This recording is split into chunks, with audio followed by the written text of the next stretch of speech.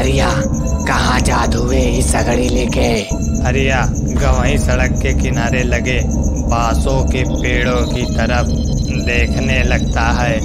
इस समय हरिया जमींदार के खेत में हरे घासों को ला रहा है। हरिया गरीब श्रेणी के सबसे निचले वाले श्रेणी का एक वीर बाहु नौजवान है। ये कहना ठीक होगा कि हरिया एकदम गरीब है। हरिया जमींदार के खेत में कुछ चंद पैसों के लिए बैलों की तरह काम करता है।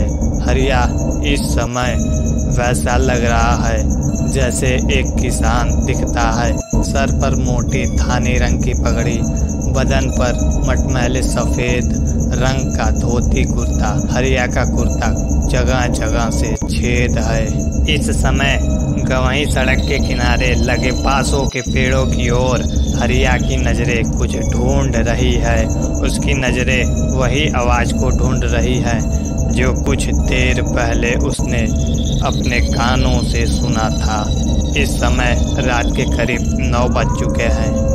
गाँव में शाम के समय ही सन्नाटा पसर जाता है। हरिया को रात के अंधेरे में बांसों के पेड़ों के बीच कुछ साफ साफ नहीं दिखाई पड़ता है।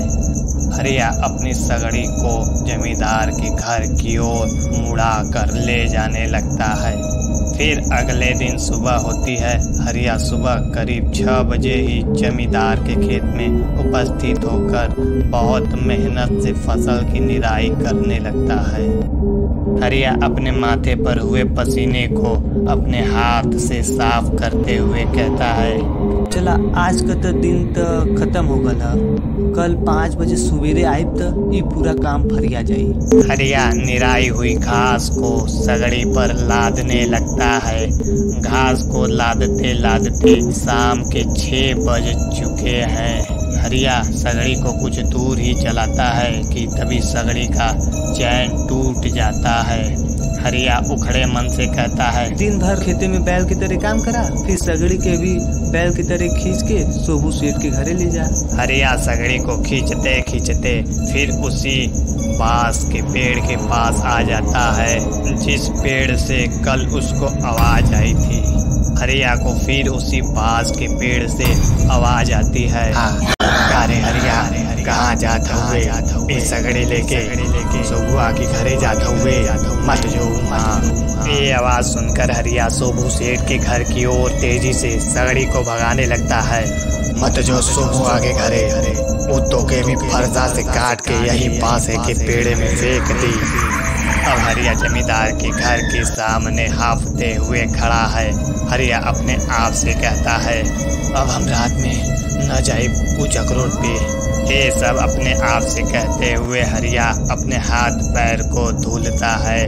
फिर खाने के लिए सेठानी के पास जाकर सेठानी को इज्जत देते हुए बोलता है, सेठानी जी खाने को कुछ बचा है तो दे दीजिए। सेठानी हरिया के लिए एक कटोरे में 3 रोटी, एक आधा कटा हुआ प्याज, 2 मिर्चा और थोड़ी सी कद्दू की सब्जी हरिया को देकर वहाँ से चली जाती है। हरिया खाना खाकर सेठ के घर के बगल में अपनी झोपड़ी में सोने चला जाता है। हरिया रात में करवटें बदलता रहता है, लेकिन हरिया थका होने के कारण जल्दी ही सो जाता है। फिर अगली सुबह होती है। हरिया के दिमाग में वही कल रात वाली घटना घूमती है। हरिया अपने आप से कहता है, काहे हमारे सेठ जी हमें मार दिया, वो तो बहुत दयालु हमन। हरिया फिर अपने बिस्तर से आनन फानन में उठकर नहाने चला जाता है। हरिया नहाकर फिर बची हुई फसल की निराई करने चला जाता है। हरिया ने ठान लिया था कि आज हम इस खेती का पूरा निराई करके ही घरे जाओ। हरिया को खेत की पूरी निराई करने में शाम के 5 बज चुके हैं। अब हरिया पैदल ही उस चक्रोड की ओर जाने लगता है जिधर से हरिया को आवाज आती थी।